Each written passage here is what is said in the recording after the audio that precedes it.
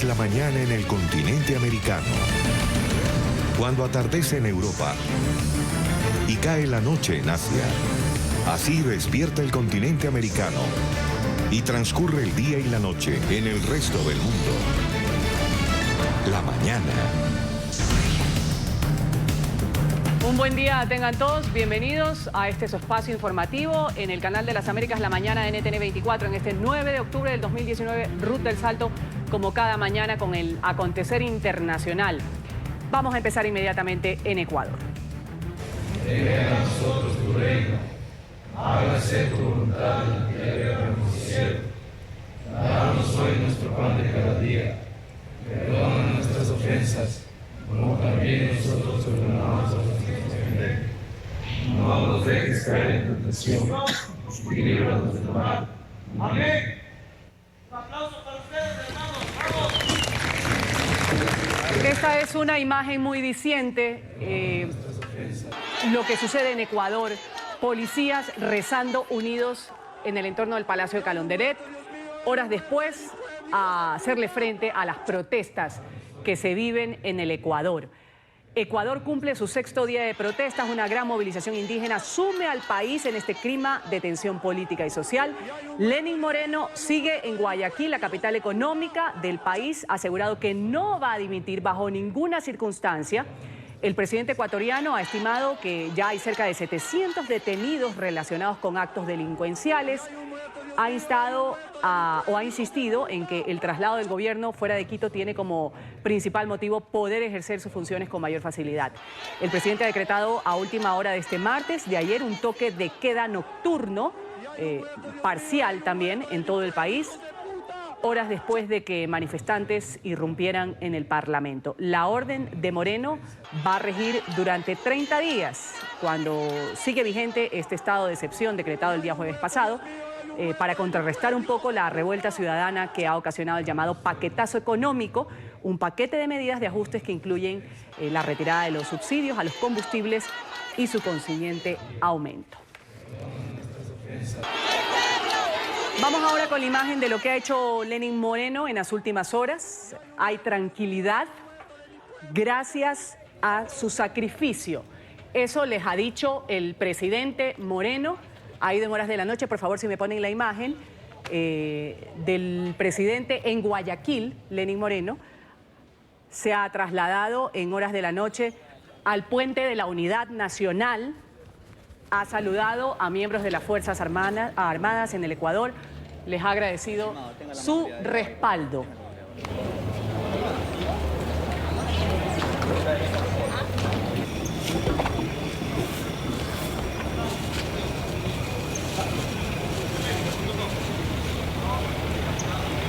Y ayer justamente el presidente de los ecuatorianos, en medio de esta grave crisis, ha ofrecido una cadena nacional. Hace justo una semana la eliminación del subsidio de la gasolina pues empezó a ocasionar esta crisis que viven ahora en el país. Ha respondido a quienes reclaman su renuncia al cargo. Lo decía así. Todo este listado que usted acaba de mencionar de beneficios que ha decidido el gobierno, son 256 subpartidas arancelarias que se han eliminado, que van a beneficiar algunos productos tecnológicos, como usted dice, agrícolas, maquinaria, textiles, etcétera. De alguna manera han quedado invisibilizados ante la gravedad de lo que está ocurriendo en las calles del Ecuador. Esta presión que ha sentido su gobierno, tanto por manifestantes, porque hay que reconocer que hay sectores que se han levantado con una voz de protesta por sentir el impacto de estas medidas. El gobierno dice que son duras pero necesarias y que vamos a tener un mejor país mañana, es lo que dice el gobierno. Y otros sectores sin duda infiltrados, lo que pasó ayer en una industria láctea, en fincas en el sur de la provincia de Pichincha, no tiene nombre, todo el vandalismo. ¿Usted ha sentido amenazado su gobierno? ¿Se le ha pasado en la cabeza en algún momento renunciar a la presidencia? No, bajo ninguna circunstancia, Milton. Y no veo por qué tendría que hacerlo si estoy tomando las decisiones correctas. El momento en que el pueblo ecuatoriano desea que me vaya, yo me iré. Pero no precisamente porque aquellos que quieren retornar a las rafacías, a la expoliación, a la siniestralidad del pasado, quieran volver. No por ello. Debería ser voluntad del pueblo ecuatoriano. Sin embargo, vuelvo a recalcar, estoy tomando las medidas más adecuadas para que haya los paliativos necesarios y terminar esta situación lo más negativa para el Estado lo más antes posible. Esa es una entrevista que ha ofrecido el presidente de Ecuador a nuestra cadena aliada en Quito, Teleamazonas. Minutos antes, el vicepresidente de la República, Otto Sonnenholzner, hablaba con NTN 24 en exclusiva. Se dio un tiempo en medio de esta huelga, esta protesta que se lleva a cabo, cerca de 20.000 indígenas que dicen van a llegar el día de hoy finalmente a la capital del Ecuador. El vicepresidente le dijo a nuestra enviada especial, Andrea Bernal, que justamente el presidente Moreno no se iba a retractar en su paquete de medidas económicas que había anunciado y volvió a acusar a Nicolás Maduro y también al expresidente Rafael Correa de estar detrás de esta desestabilización del país. Así lo señala el gabinete de Moreno. Vamos a escucharle al vicepresidente. Saqueos, marchas, protestas, gases lacrimógenos, gente en la calle, y desde afuera uno se pregunta qué está pasando en el Ecuador. Yo creo que hay una suerte de confusión de situaciones. Tú eres ecuatoriana, tú has vivido dificultades que el país ha tenido en otras ocasiones y esto no tiene nada que ver con protesta social ni con movilización ciudadana. Aquí un paro que había sido anunciado con anticipación por movimientos indígenas, centrales sindicales del trabajo que lo tenían planificado para el 9 de octubre, se mezcla con la decisión de toma de medidas económicas necesarias para el Ecuador, ya hablaremos de eso luego, y actores políticos buscan crear caos, desestabilizar y confundir las cosas en una guerra psicológica, pero también una situación de vandalismo nunca antes vista en el país. Yo creo que eso no se lo puede llamar protesta social. Hay una suerte de confusión entre quién realmente está protestando y quién realmente está tratando de desestabilizar al gobierno con tácticas, técnicas que ya son conocidas, sobre todo de la línea que se vive en Venezuela, con lo que pues supieron implementar los chavistas en su momento, y luego hoy vemos en Ecuador ese nexo con ex líderes políticos del Ecuador y actuales que están en el país relacionados con el expresidente, que buscan azuzar, generar ese ambiente de incertidumbre. Y justamente Nicolás Maduro desde Venezuela en la noche, en horas de la noche, salió en una cadena, habló durante una hora. Entre las situaciones que comentó, habló sobre Ecuador, dijo que se convierte en superbigotes para burlarse del presidente Lenín Moreno. Recordemos que Moreno y su gabinete, como le escuchábamos al vicepresidente de Ecuador, lo han señalado a él y al exmandatario Correa de estar tras este golpe de Estado, intento de golpe de Estado en Ecuador. Dice que, o ha bromeado, mejor dicho, Maduro, de su capacidad para tumbar gobiernos solo moviendo el bigote. Así lo decía entre burla Maduro ayer. Por eso el pueblo de Ecuador está en las calles, no es por Maduro, es por sobrevivencia, es por resistencia, es rechazando al Fondo Monetario Internacional. Por eso el pueblo de Ecuador está en la calle, rechazando al Fondo Monetario Internacional y a su modelo capitalista salvaje, a su modelo excluyente, esa es la verdad. Ayer salió el presidente Lenín Moreno a decir que lo que está pasando allá es culpa mía, que yo y que muevo mis bigotes y tumbo gobierno. Así dice Lenín Moreno. Yo estoy pensando que el próximo gobierno puedo tumbar. Para hoy están previstas algunas manifestaciones en algunos puntos del país para defender la democracia. Guayaquil es uno de estos puntos. Vamos a saludar a Patricia Enríquez, ella es asambleísta ecuatoriana. Un gusto tenerla aquí, asambleísta Enríquez. Bienvenida a la mañana de NTN 24. Muy buenos días, Andrea. Muchísimas gracias. Nosotros la verdad es que nos sentimos verdaderamente preocupados por esta situación que tiene el Ecuador y estamos pendientes de todo lo que pueda suceder el día de hoy. Pues se levantan la gente que está preocupada por las medidas que el gobierno ha tomado en estos últimos días.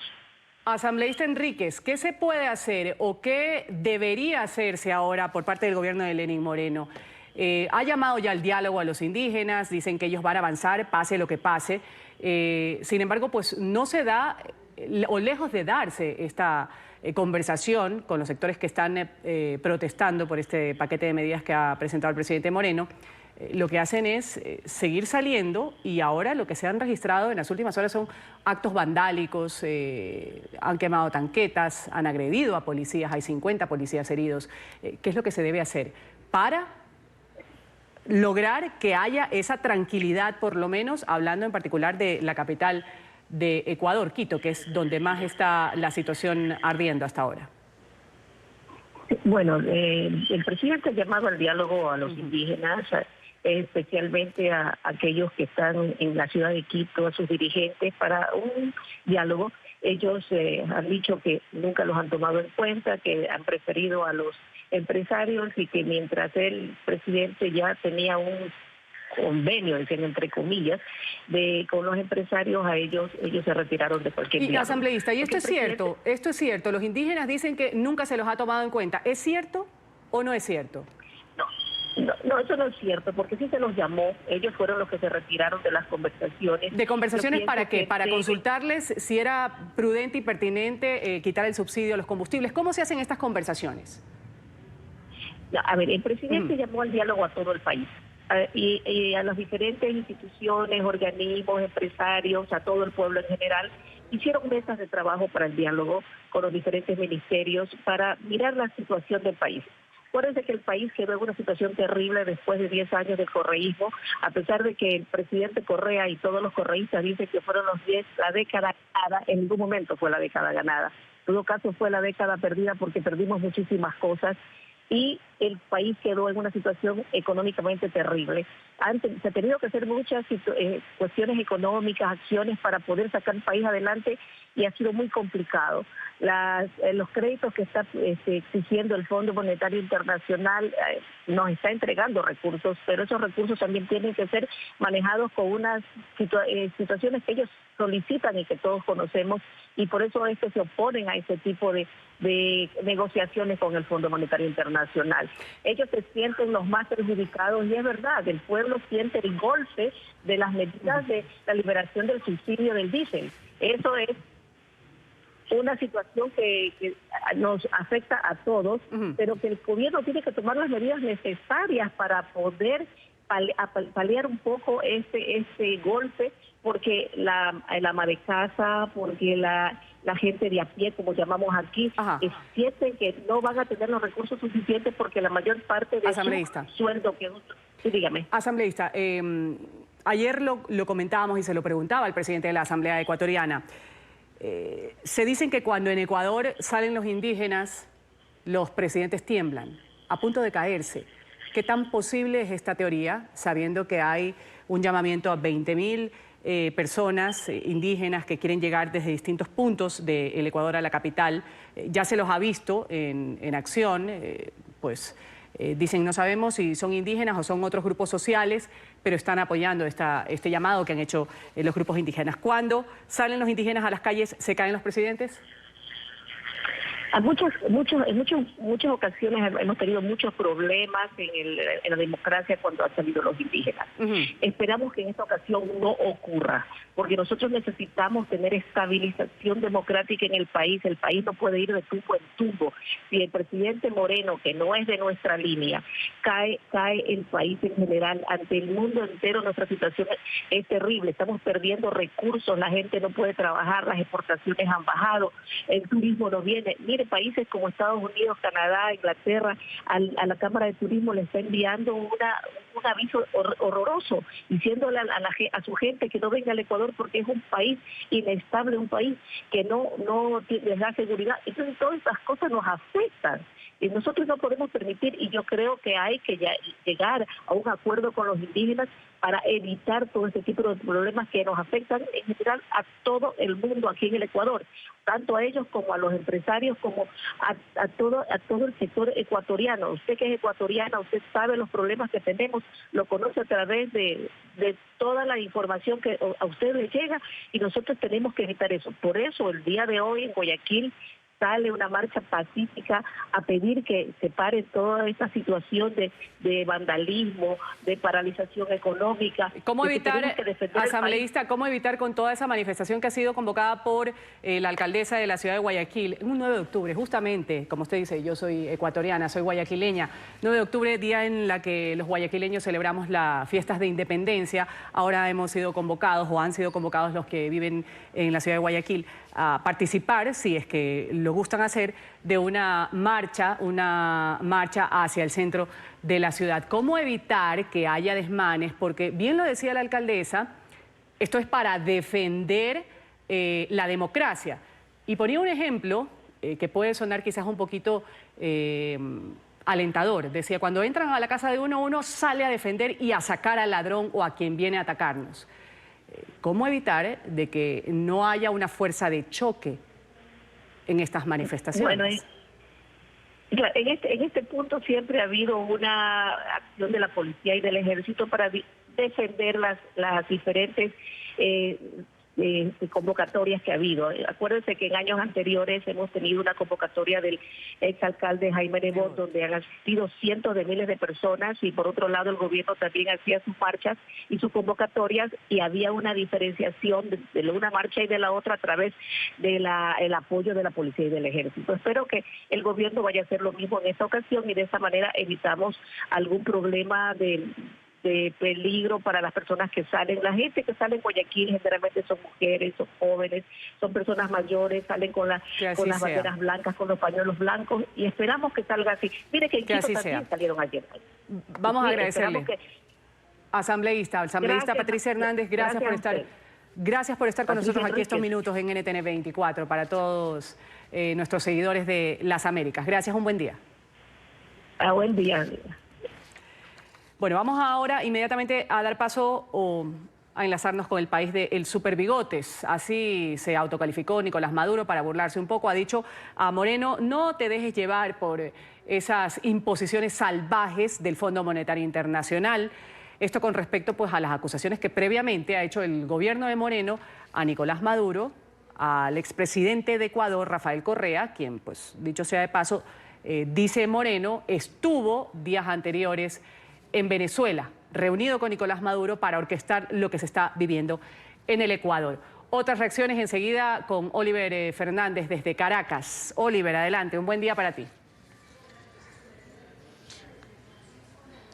Un buen día para ti, Ruth. Como siempre, un gusto saludarte desde la capital venezolana. Pues así es, ha habido polémica sobre esta denuncia que ha hecho el presidente del Ecuador, Lenín Moreno, sobre lo que ocurre en Venezuela o pudiera ocurrir en Venezuela, que presuntamente estaría Rafael Correa, el expresidente de Ecuador, acá gestando algún movimiento para, de alguna manera, alterar ese país. Sin embargo, el hombre fuerte del chavismo, como lo es Diosdado Cabello, respondió a estas acusaciones que no solamente ha hecho Lenín Moreno, sino también la han hecho algunos parlamentarios del Ecuador. Ha dicho que Rafael Correa no se encuentra en Venezuela, incluso lo ha dicho en forma burlesca. Dijo que muchos habían criticado incluso el foro de Sao Paulo porque decían que no servía para nada, y entonces ahora están diciendo que efectivamente entonces sí se está gestando un movimiento desde Venezuela. Pero vamos a escucharlo. De Díaz-Canel, de Nicolás, de Correa, el foro de Sao Paulo. Menos mal que cuando hicimos el foro ellos dijeron que era un desastre, que no había venido nadie. Ahora le echan la culpa al foro. ¿Quién busca a Correa? ¿Quién los entiende? Van a buscar a Correa, van a buscar a Correa, que le den unos correazos. Que le den unos correazos. Y que en Barquisimeto y que está Correa. Ojalá estuviera aquí en Venezuela. Ruth, para hoy se esperan que sesionen las comisiones del Parlamento venezolano y seguramente también los diputados a la Asamblea Nacional seguirán reaccionando a lo que está ocurriendo precisamente en Ecuador y en Perú, y sobre todo porque a Venezuela con lo que está ocurriendo en estos dos países. Es la información que nosotros podemos aportar hasta ahora desde Caracas. Volvemos contigo a la mañana de NTN 24. Ahora, Oliver, también veíamos, pues, además de las declaraciones que desde ayer está dando Diosdado Cabello y Nicolás Maduro con respecto al tema Ecuador. ¿Qué ha dicho el presidente interino, Juan Guaidó? El presidente interino Juan Guaidó ha dicho que de alguna manera se están preparando desde la presidencia interina para tratar de investigar sobre estas acusaciones, tratar de ver si efectivamente hasta cuándo estuvo Rafael Correa en Venezuela, porque también se ha dicho que supuestamente estaría en Bélgica, porque recordemos que la esposa de Rafael Correa, bueno, es de Bélgica y supuestamente él está allá. Sin embargo, el presidente interino de Venezuela, Juan Guaidó, ha dicho que supuestamente ellos van a tratar de averiguar si es cierto o no que estuvo por Barquisimeto, por Barinas y también por el estado Falcón. Sin embargo, bueno, habrá que esperar si se crea una comisión que pueda investigar esta situación que se ha denunciado, no solamente desde Venezuela, sino también se ha denunciado por parte del presidente de Ecuador, Lenín Moreno, y sobre todo por un parlamentario ecuatoriano, Ruth. Así es, el parlamentario ecuatoriano, apellido Flores, que decía o afirmaba días atrás que Rafael Correa estaba en territorio venezolano. Sin embargo, pues ayer ya Rafael Correa salió desde Bélgica, desde su casa, dando entrevistas a muchos medios de comunicación. Esperamos tenerlo aquí en NTN 24 pronto también, al exmandatario, a Rafael Correa, y estaba diciendo que él no ha ido a Venezuela últimamente y que estaba pues en este país europeo. Gracias a Oliver por ese reporte desde Caracas. Vamos inmediatamente a ver las palabras de lo que me refería hace un momento, la alcaldesa de Guayaquil, que hizo un llamado a los ciudadanos en común a una convocatoria en los bajos del Palacio Municipal el día de hoy, y dice que se ha reunido con sectores productivos, planean estrategias para, según indican, este es el término que han utilizado, defender a Guayaquil. Hoy a las 3 de la tarde está prevista esta concentración. Escuchamos a la alcaldesa de los guayaquileños. Nuestra ciudad está en peligro. Grupos armados, delincuencia nacional e internacional, vandalismo pagado, están listos para ingresar a Guayaquil con un solo objetivo: destruir a nuestra ciudad. Y creen ellos que lo pueden hacer porque no saben quiénes somos nosotros. No saben quiénes somos los hombres y mujeres de Guayaquil. No saben de lo que somos capaces para defender a nuestra ciudad. Vamos a volver más adelante con el tema Ecuador. Ahora hablamos de lo que sucedió en Colombia. El expresidente Álvaro Uribe, durante 90 minutos rodeado de sus colaboradores, se ha referido a la indagatoria en la Corte Suprema de Justicia que lo investiga por su presunta participación en la manipulación de testigos, de fraude procesal. Ha señalado que el magistrado condujo la indagatoria, el que lo hizo, cumplió con su deber, no tiene quejas sobre él. También afirmó que jamás ha manipulado testigos y cuestionó las filtraciones de este proceso que calificó como ilegales. Las declaraciones las hizo desde la sede de su partido, el Centro Democrático. Y hoy le dije al magistrado, ¿y por qué esas filtraciones? Esas filtraciones ilegales. ¿Y por qué audios alterados? ¿Y por qué analizaban interceptaciones mías parcialmente? ¿Y por qué cuando converso con Sergio Araujo y él me dice que hay que proceder con rapidez para que no borren pruebas? Al transcribir eso ponen todo lo contrario. Y justamente la noticia de ayer en Colombia fue que a partir de estas declaraciones que dio el presidente Uribe en la Corte, el exmandatario quedó formalmente vinculado al proceso que adelanta la Sala de Instrucción. El presidente del Alto Tribunal aseguró que ninguna presión va a influir en estas decisiones de los magistrados. La Corte tiene ahora 10 días para tomar una decisión, continuar la investigación, dictar una medida de aseguramiento o simplemente archivar el caso. Frente a las voces que atacan la legitimidad de las instituciones ante la investigación penal contra el senador Álvaro Uribe Vélez, es imperativo llamar a la cordura y a la confianza en la justicia. El expresidente Uribe Vélez ha contado y contará siempre con plenas garantías constitucionales, judiciales y procesales que le ha brindado la Sala Especial de Instrucción de la Corte.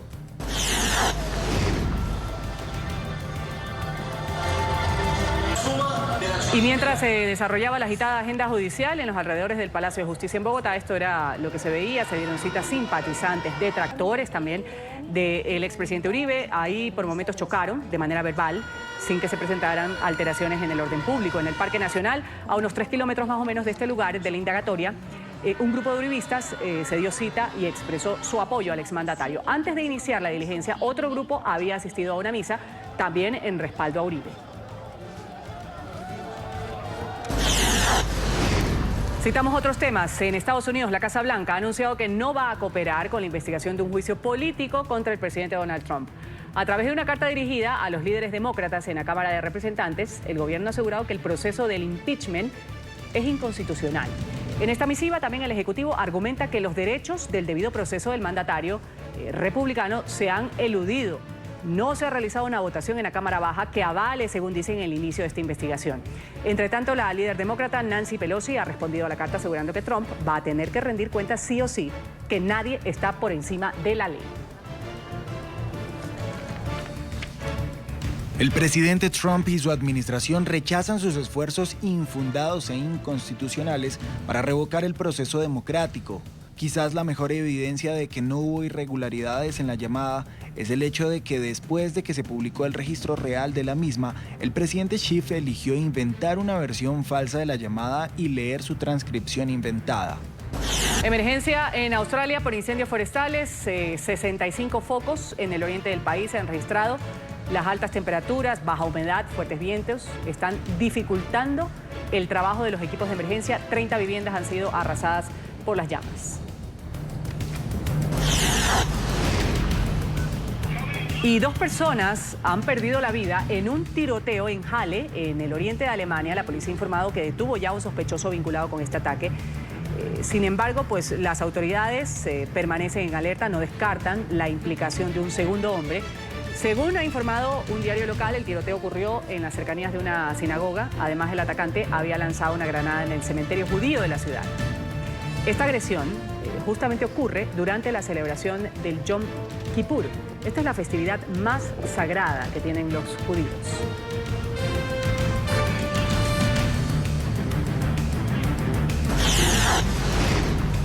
Y en la semana del anuncio de los Nobel, ya se sabe el Nobel de Química en quién recayó. En 3 científicos que han sido reconocidos por su trabajo en el desarrollo de las baterías de litio. Los ganadores de este año, un estadounidense, un británico, un japonés, investigaron por separado las innovaciones de este producto. La Real Academia Sueca de Ciencias ha asegurado que sentaron las bases para una sociedad libre de combustibles fósiles. Más adelante vamos a hablar de qué se trata esta investigación en nuestro segmento Ciencia, Salud y Tecnología.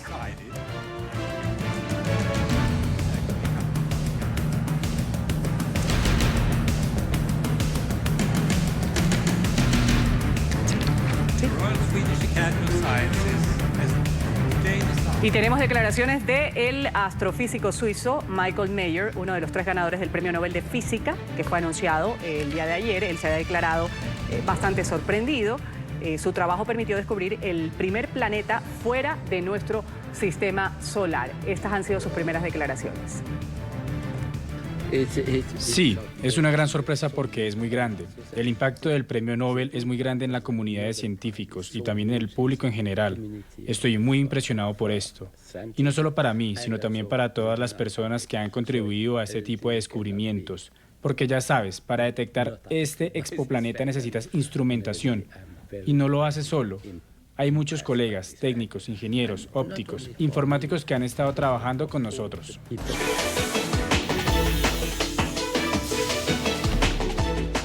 Inmediatamente hacemos la ronda de lo que es noticia en Estados Unidos. Vamos a hablar de derechos de las personas transgéneros y homosexuales en Washington, pero antes vamos a citar esto de la Organización de Naciones Unidas, que dice encara la peor crisis de efectivo de liquidez en casi 10 años. Esto se debe, lo argumentan, a retrasos en los pagos de las cuotas de los Estados miembros. ¿Cuáles serían las repercusiones? Se lo preguntamos inmediatamente a Alejandro Rincón. Alejandro, un buen día para ti.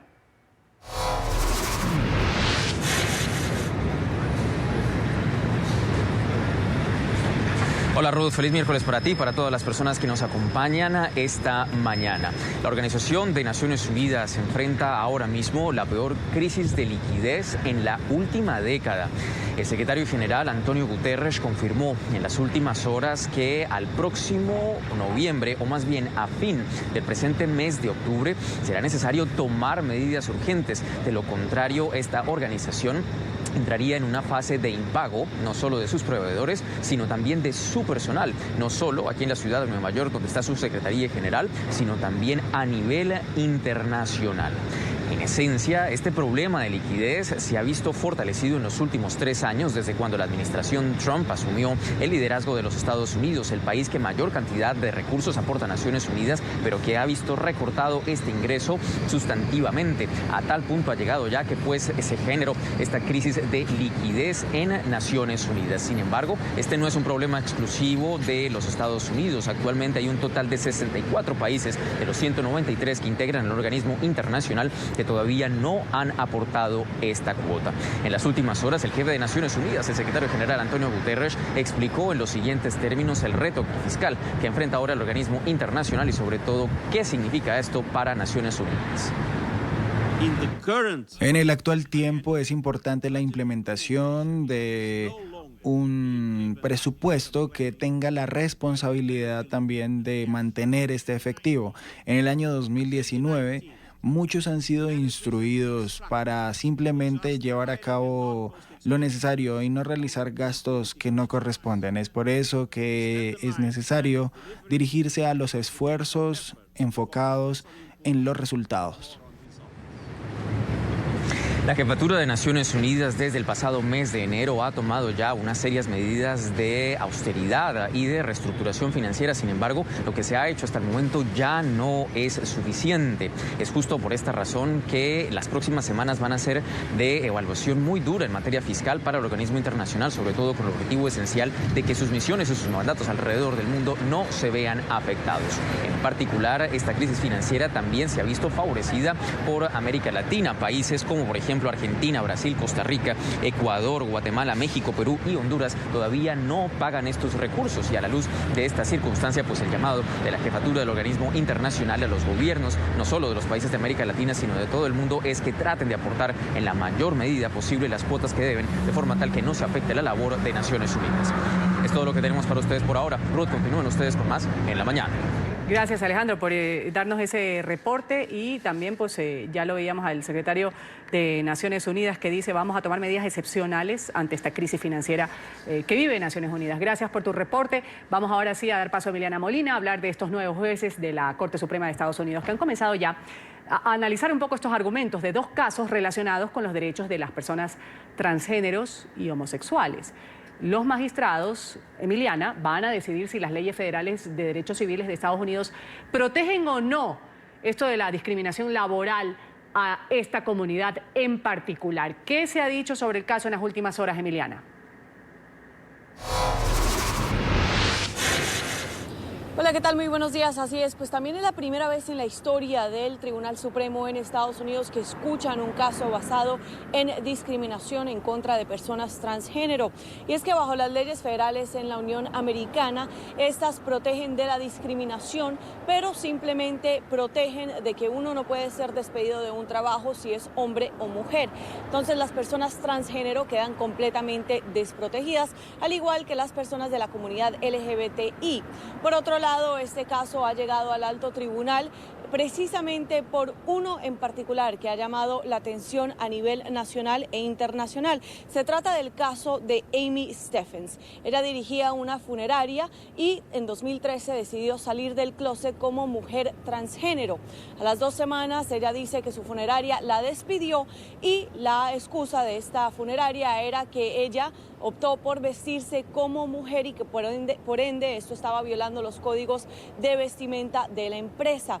Es por eso que ella ahora ha llegado a el alto tribunal para luchar en contra de su caso, pero una batalla bastante difícil, pues recordemos que actualmente son 5 conservadores en la Corte Suprema y 4 magistrados más liberales o demócratas. Y todo lo que le estamos pidiendo a la Corte simplemente es que reconozca a las personas transgénero, porque ellos tienen los mismos derechos bajo los derechos civiles y a todo el mundo, que nadie sea discriminado por su sexo. Me gustaría decir que gracias por su apoyo, gracias por venir. Lo aprecio muchísimo de cada uno de ustedes. Me siento feliz de ser capaz de traer este asunto ante las Cortes y también quiero decir que espero que no sea una decisión equivocada y esperamos que también pueda ser llevada a cabo de la mejor manera para todos. Gracias. El fallo de la Corte Suprema se espera que llegue en el verano de 2020. Hasta el momento en Estados Unidos son 22 estados y el Distrito de Columbia los que han aprobado leyes a nivel estatal para proteger a las personas de la comunidad LGBTI de discriminación, lo cual significa que son aún muchos estados más que dejan a esta comunidad completamente desprotegida. Esta es toda la información que tenemos desde Washington. Emiliana Molina para NTN 24. Gracias, Emiliana, por tu reporte. Sí, ahí la veíamos en pantalla dando declaraciones. El caso de esta mujer trans que puede hacer historia en el Tribunal Supremo de Estados Unidos. Va a tener que pronunciarse, como bien lo ha dicho nuestra periodista en la capital estadounidense, por primera vez sobre los derechos civiles. Esta mujer fue despedida, personas transgéneros, ahí la vemos en pantalla. Ella ha sido pues quien ha encendido toda esta polémica que se da y el estudio necesario que dicen las personas transgéneros y homosexuales con respecto a la libertad que deben tener en los trabajos, a los derechos, a las garantías que deben darse. No es que si se descubre que yo soy una persona trans, tienen el derecho de despedirme, como ha pasado con esta señora. Ocurrió en Estados Unidos en una funeraria. Le dijeron bye bye cuando se enteraron de su caso. Vamos a pasar ahora a otras informaciones internacionales. En Colombia, en libertad, amanece Aida Victoria Merlano. ¿Quién es ella? La hija de la excongresista colombiana que se fugó por la ventana de un consultorio odontológico en Bogotá la semana pasada. El odontólogo Javier Guillermo Celi también quedó en libertad.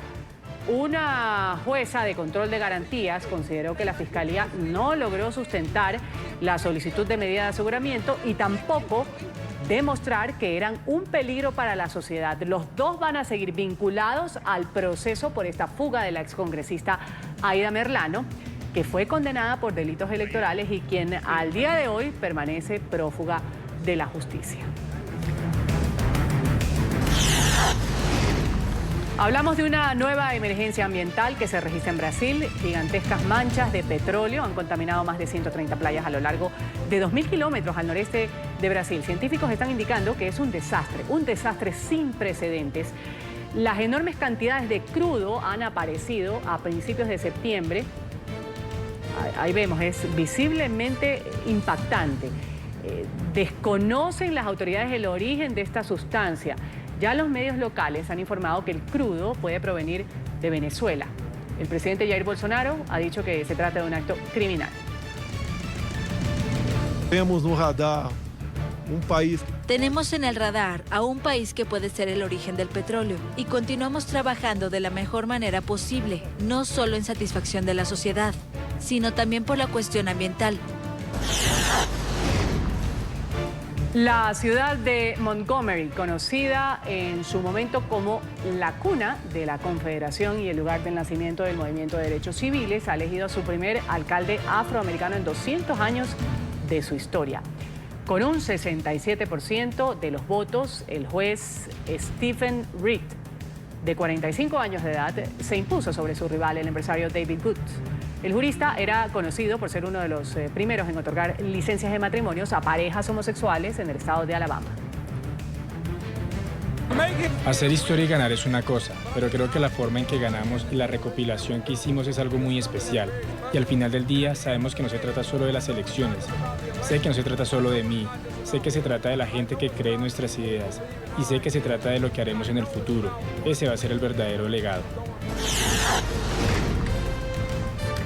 Y en Londres ha muerto la ballena jorobada que fue avistada en el río Támesis durante este fin de semana. Su cuerpo, 10 metros de longitud fue encontrado en aguas poco profundas de Kent, al este de la capital británica.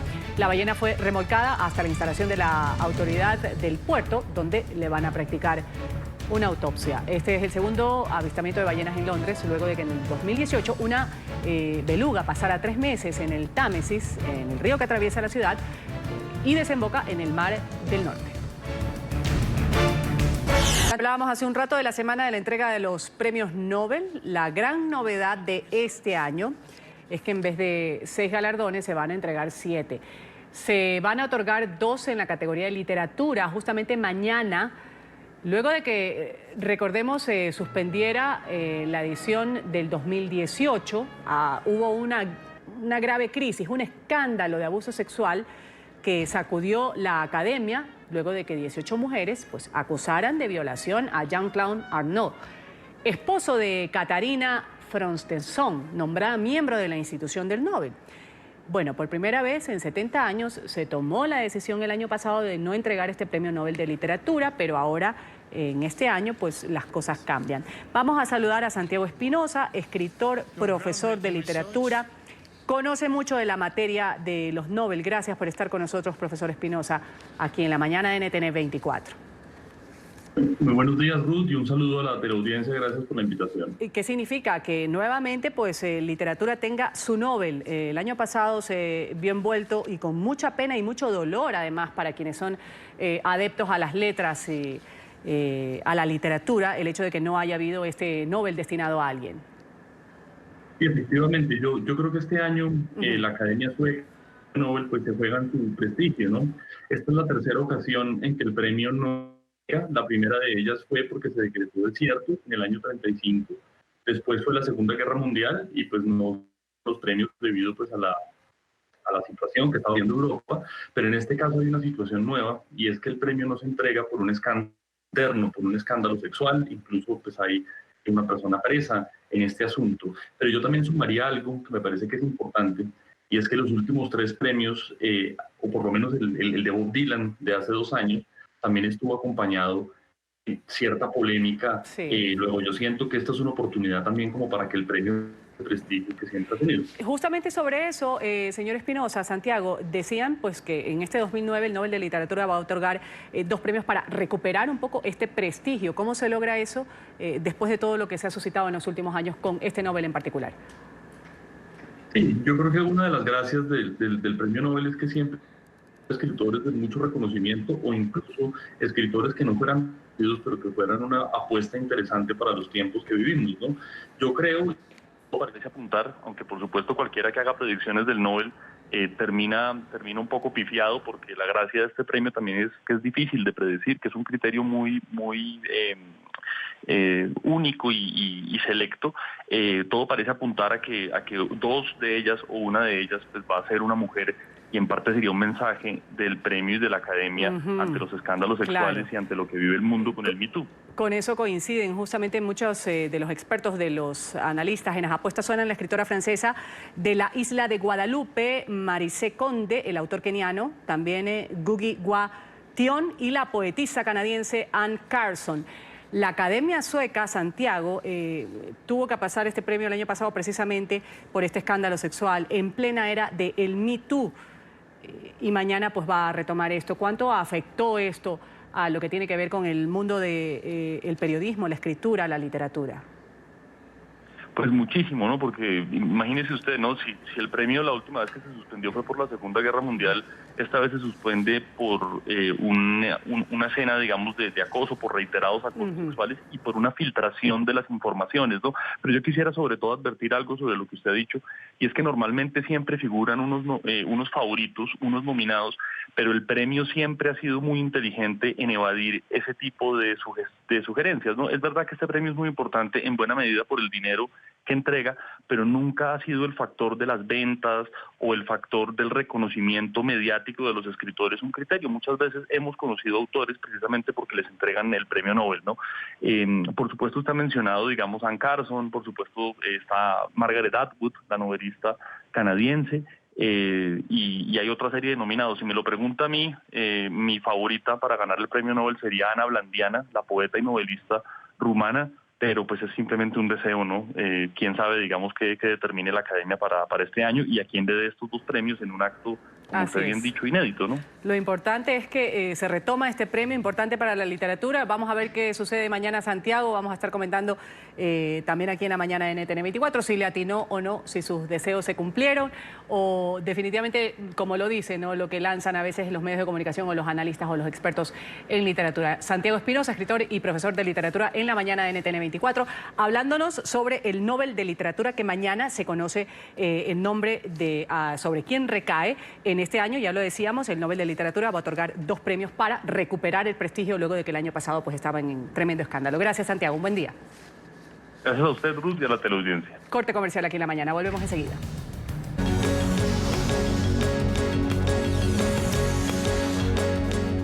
El Cantón Guayaquil y el Cantón Durán se reúne ahora con miembros de... Imágenes de lo que sucedía anoche en Guayaquil, Ecuador, la capital económica de Ecuador. El puerto principal, Lenín Moreno, ha trasladado su gabinete, sesiona en esta ciudad precisamente para evitar cualquier tipo de desmanes, lo que sí se vive en Quito.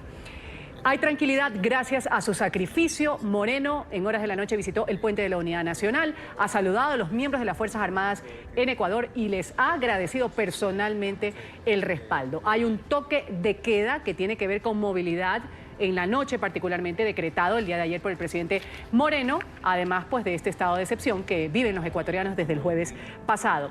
Esto trastoca sin lugar a dudas pues la actividad normal de las personas, el trabajo, las clases están suspendidas, las protestas se están agudizando en las últimas horas con esta gran movilización contra Lenín Moreno. Vamos al punto de la noticia. Andrea Bernal está en uno de los lugares de entrada a Guayaquil, justamente hablándonos de todos los problemas que se están dando, las personas que no pueden continuar con su actividad normal. Precisamente la circulación se torna complicada. Andrea, adelante. Buenos días. Buen día. Estamos en una de las entradas a la ciudad de Guayaquil. Realmente esto se pone complicado porque han cerrado el peaje y la gente está pidiendo pasar. ¿Qué es lo que pasa? Claro que puede hablar. Señorita Cintia Viteri, hágame el favor, señor Nebó. Hablaste hoy en la mañana del diálogo. Hablaste hoy en la mañana de la paz, la tranquilidad del pueblo. Vengo del Oro, soy santarroceña. Usted es médica, ¿qué necesita hacer en Guayaquil? Yo tengo mi paciente, mi mamá es con discapacidad, está en cama. Tengo mi papá con tumor y necesito retirar medicina de Solca. Tengo un familiar que va a Italia a trabajar y estoy perdiendo el vuelo. Esa es la situación, gracias.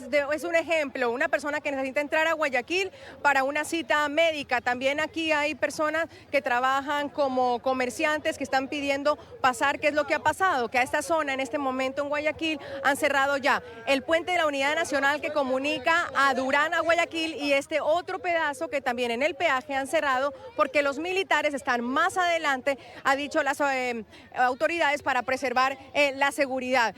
Más gente que dice necesitamos pasar para ir a trabajar. Señorita, no hay manifestación abajo, están los señores militares, solamente él para molestar. El pueblo se nos va a levantar, amiga, yo tengo mi carro y me van a piedrar. Pero ¿y qué pasa si están diciendo que es por seguridad, que no quieren que entren los manifestantes? Solo los militares están ahí, el señor vigilante vino ahorita ahí. ¿Qué necesita usted hacer en Guayaquil? Yo soy de Guayaquil, me vine con un amigo, una emergencia, me cerraron el puente, nos mandan para acá,